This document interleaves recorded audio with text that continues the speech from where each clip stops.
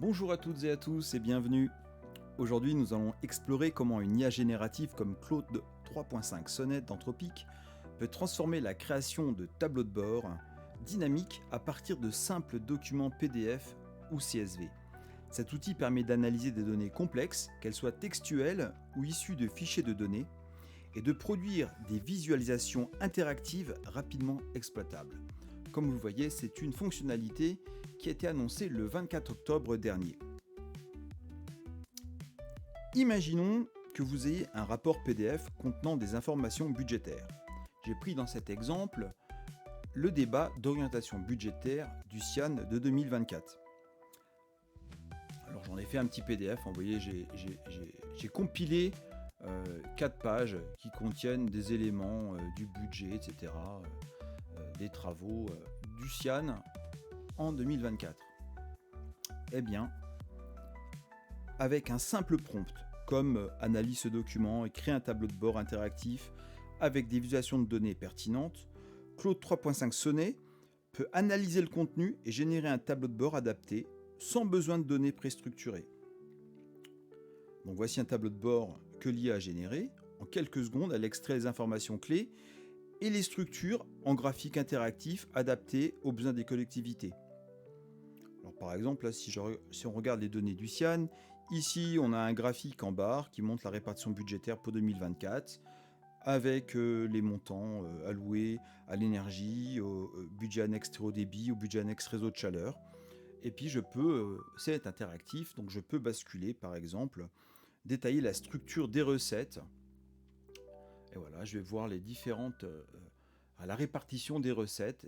Je peux également voir l'évolution des programmes de travaux avec cet autre graphique. Et vous voyez que c'est même dynamique, il y a même une liste déroulante qui va nous permettre de regarder, par exemple, dans le détail, la répartition du financement, etc., sur les 3 dernières années. Donc ça, c'est un premier exemple. Deuxième exemple, on va prendre les données économiques locales avec les statistiques de la CCI de Haute-Savoie. C'est issu de la base de Baseco, les données de cadrage de la CCI de Haute-Savoie. Donc ce tableau de bord, je bascule sur le tableau de bord, voilà. Il montre les emplois par secteur d'activité avec un code couleur qui indique rapidement les évolutions positives et négatives. Et donc quand je passe même sur les différents histogrammes, j'ai le nombre d'emplois et leur évolution sur les deux derniers exercices. Et donc vous voyez, il a fait un certain nombre de graphiques, de données clés, à partir du tableau de bord qui lui a été fourni. Et si vous regardez même à gauche, il va même donner des observations clés. Le secteur tertiaire, commerce et autres services montre une résilience avec une croissance positive. Le secteur secondaire connaît un léger repli.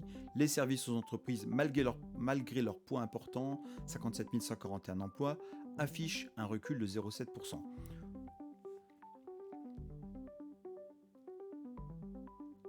Et enfin, on va enchaîner avec un tableau de bord sur la construction neuve en Haute-Savoie, construit à partir des données Citadel 2, obtenues via l'entrepôt de données All My Data. Et d'ailleurs, un grand merci à son CEO, Ossine Benmid, de m'avoir donné l'accès à son super outil qui permet de manipuler tout un tas de données. Et donc j'en ai extrait un fichier CSV. Donc on observe par exemple que le logement collectif domine la production dans certains territoires.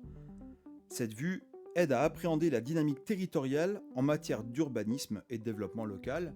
Donc là, par exemple, encore une fois, c'est quelque chose d'entièrement dynamique. Je vais pouvoir, sur ce tableau de bord, avoir par exemple tous les SCOT. Si je me promène sur les courbes, je vois le nombre de logements autorisés, le nombre de logements commencés. Par exemple, pour 2000, les données de logements commencés ne sont pas encore disponibles pour 2023. On voit également la répartition par type de logement. Et ça, vous allez pouvoir jouer dans la liste déroulante, par exemple, avec les différents SCOT de Haute-Savoie, le SCOT du bassin indécien, le SCOT du Chablais, le SCOT du Genevois, le SCOT Mont-Blanc-Arve-Giffre, de la région d'Annemasse. Donc, on voit là encore qu'on a une production dynamique, rapide, de tableau de bord, sans connaître quoi que ce soit en code. D'ailleurs, vous pouvez voir le code qui a été généré derrière, qui nous permettrait d'intégrer ce code dans une application. C'est tout à fait dynamique et tout à fait exploitable.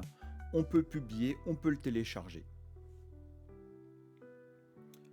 Alors, cependant, il est important de comprendre quand utiliser une IA générative comme Claude et quand privilégier des outils classiques comme Power BI, Tableau ou ClickView. Ces outils sont souvent plus adaptés pour des rapports récurrents et des analyses de données structurées. L'IA offre de nombreuses possibilités, mais il est essentiel pour les cadres, agents et élus de maîtriser ses usages, de comprendre les biais et d'identifier les contextes où elle est la plus pertinente. Comme vous le savez, je propose des formations pour aider les collectivités à se familiariser avec ces outils et à les utiliser en toute confiance. Et ces formations sont notamment accessibles via le CNFPT. Donc si vous souhaitez former vos équipes ou sensibiliser les élus à l'usage de l'intelligence artificielle pour des analyses de données par exemple, et des analyses de données plus efficaces, contactez-moi sur LinkedIn. Ensemble, nous pouvons démystifier ces technologies et les intégrer au service des collectivités. Je vous remercie, à très bientôt, bonne soirée.